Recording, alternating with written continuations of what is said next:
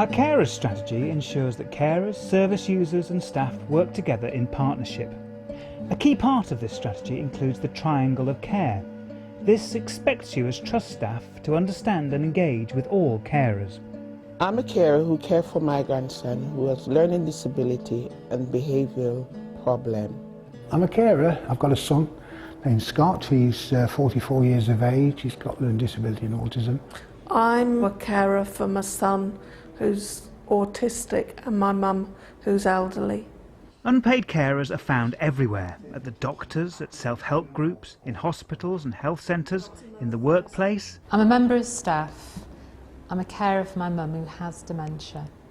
I've got 3 deaf boys, 2 are hard of hearing like myself, but the last one, he has different needs. Millions of unpaid carers across the UK are saving the NHS billions of pounds a year.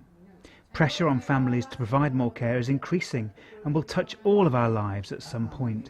We were rock bottom, really struggling.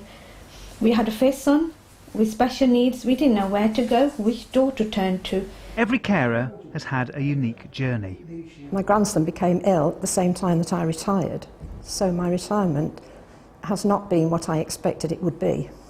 Some carers are hidden and may not even recognise themselves as a carer. Well, I guess it's not a nice feeling for any parent to have the children take any kind of responsibility. I'm the one that's meant to be caring for their needs, so it's not the greatest feeling. It makes me feel sad because I know she's not alright. I don't know what to expect when I get home. When Mum is unwell, it's a bit upsetting and we try our best to help her. I don't really think that I'm a young carer because I just never think about it. The advice of carers is invaluable and involving them is core to the role of trust staff. As a parent, when you got a special need child in your arms, you automatically learn. I'd like staff to appreciate the importance of carers, because carers know a lot about the people that they're caring for. Initially, sign language, how to feed, how to use the tubes, how to change the positions. The thing for me about becoming a carer was the extreme loneliness. And I think if staff understood that lonely situation and just said hello. Carers have a great deal of advice and experience to share with staff. Listen to them and remember that carers and families in some of our secure services, such as this group at Rampton Hospital, may have had to travel long distances to be with the person they care for. Actually, none of us actually asked to be in this position. We're in a really good position to use our collective force as a group of carers to really try and make a difference. As Carers UK put it, no one person can do it all. Caring is hard work, physically and emotionally. Some people find it easier than others to ask for help or to take up offers of support. We like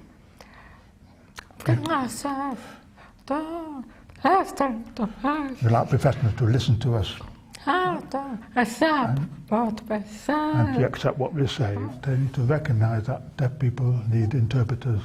A problem for me in engaging with staff is that they speak a different language in acronyms and very long words. And if they could just understand that carers are brand new to this situation. Other than looking after the child, parents themselves, the carers, they have their emotional needs as well. Like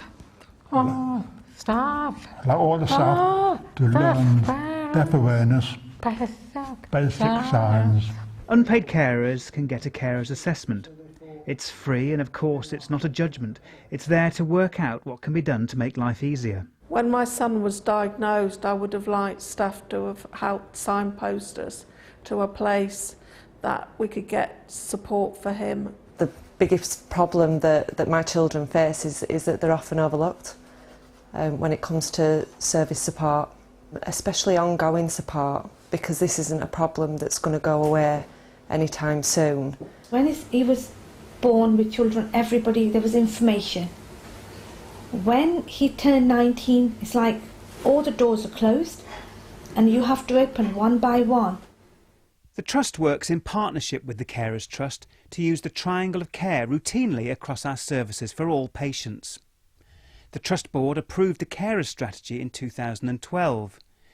Since then, the Trust has steadily improved the way we work with carers by improving the information that's available and by really listening to carers.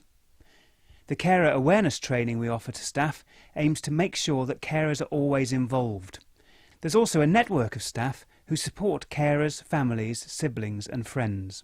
So you don't have to be an expert to work with carers. They are the experts. Carers can help you in so many ways. They know the person they care for best. By working together, we can share knowledge, skills and experience for the benefit of us all. The support we got from the Trust, it was brilliant. My grandson goes to Horizon Day Centre, and I think it's the best thing that ever happened to him since he reaches the age of 19.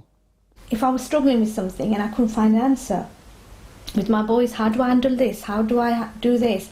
And with their experience, two people talking, put your head together, we got to the solution. So what can you do as staff members to help carers and families if they ask for information?